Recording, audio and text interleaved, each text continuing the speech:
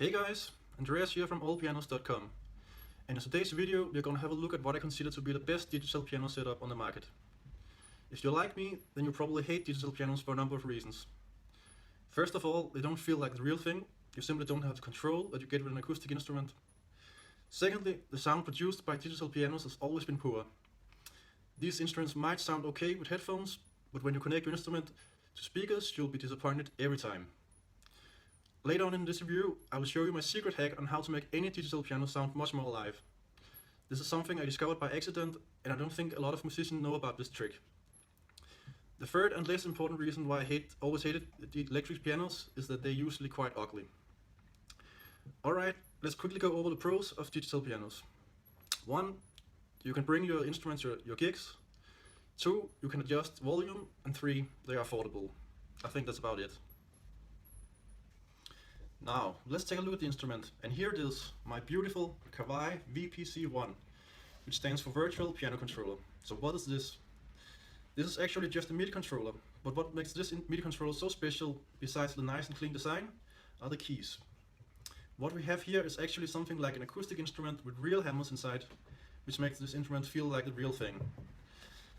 Since this is only a MIDI controller, we'll need piano samplings as well to get any sound.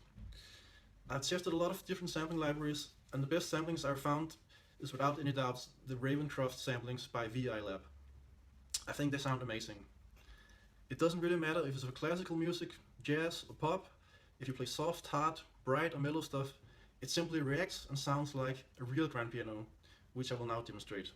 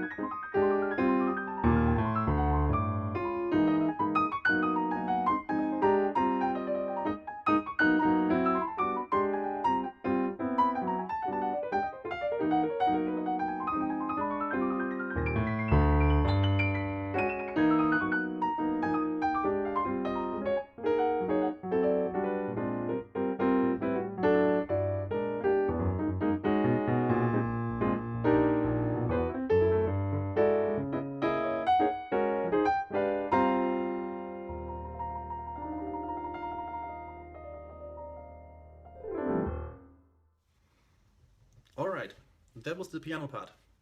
Now I'm gonna show you something else this control can be used for. When I bought these Ravencroft samplings, I got these samplings as a bonus. What this means is that if you like to play instruments like Fender Rhodes, you can now play such an instrument with real hammers and actually have way better control than with the original instrument.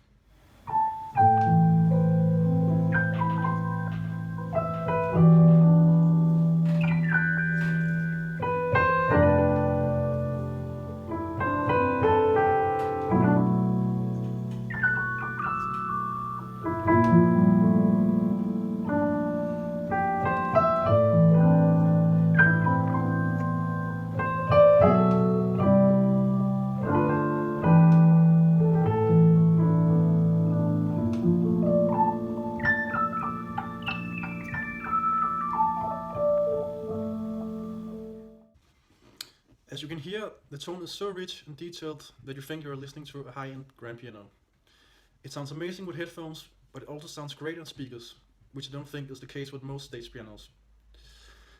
In the beginning of this review, I promised to show you my own hack on how to make any electric piano sound much more live, and here it is.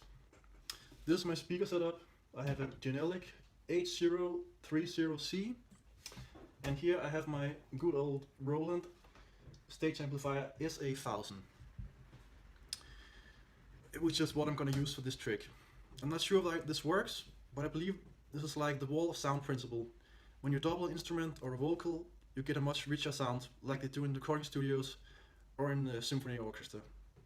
You might already know that if you use two cables between your instrument and your monitor, you'll get a much better sound, even if they're connected to the same speaker and you don't have the real experience of stereo. But what I realized one day at a gig, when I had forgotten to bring two jack cables and only had one jack cable and one microphone cable, was that by using a microphone input in my amplifier, I would get a much richer and more organic sound. Now let me show you. Let me just move the camera so you can follow me. Alright, and here we have it. On your left side we have the microphone input, and on the right side we have the regular keyboard input. So now let's listen to them separately. Let's start with the keyboard.